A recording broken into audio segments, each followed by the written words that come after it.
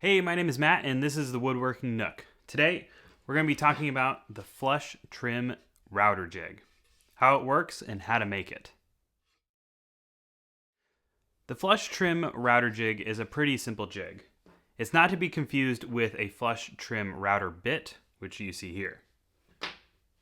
This jig has a base for the router to attach to, and then it lifts it up off the workpiece with this small little spacer in between. So the idea is you have your edge banding that you've applied to your piece of plywood, and you have a little lip right here that you need to shave off. Sometimes it's on one side if you've used like a biscuit joiner to make it flush on the other side, but sometimes you just put it in the middle to make it easy so that you can flush trim both sides. So that's kind of the idea. This will come in and flush trim that off. When you edge band a piece using hardwood, using that S3S piece of board that's surfaced on three sides, you'll get it a little bit thicker than 3/4 of an inch. This is, I believe, 13/16 of an inch thick. So it overlaps a little bit on both sides, which is perfect and allows you to make it completely flush. The worst thing that you want to do is actually have the edge banding go below your workpiece, because that takes a lot longer to fix. So the different bits that you can use for this jig are a mortising bit or just a straight bit. This one's a template bit, but same idea.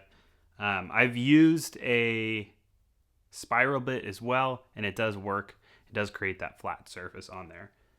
I did get a surfacing bit that I attached to my router here.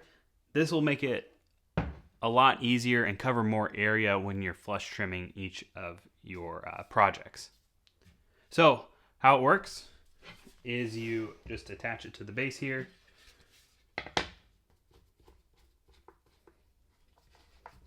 Just like that with the screws. After you've glued all of your edge banding on and it's fully dried, you'll want to take your flush trim jig, set the depth stop for the jig. So you'll want to get it down just above the plywood so that it cuts completely flush for the edge banding. Sometimes some people add a little bit of space in between there, like using a playing card to help add that gap, and then sand down the rest later. But that's up to you.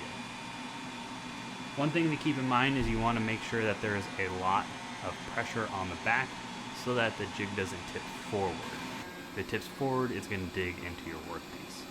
The next step is to turn on the router and start cutting.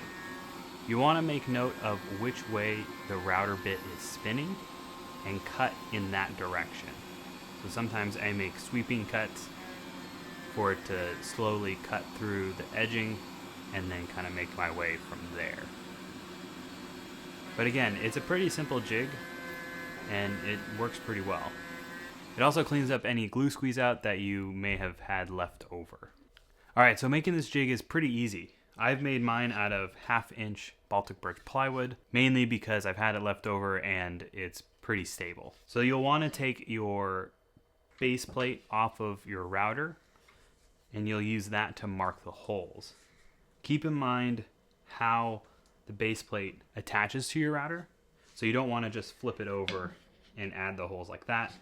For mine, I had mine like down like this, so the base is down. So however your router will sit on the workpiece, make sure to put the bottom face down. So then you'll mark your holes of where it attaches to your router, and then also mark that center hole to cut out. Also mark the width and the depth for the jig.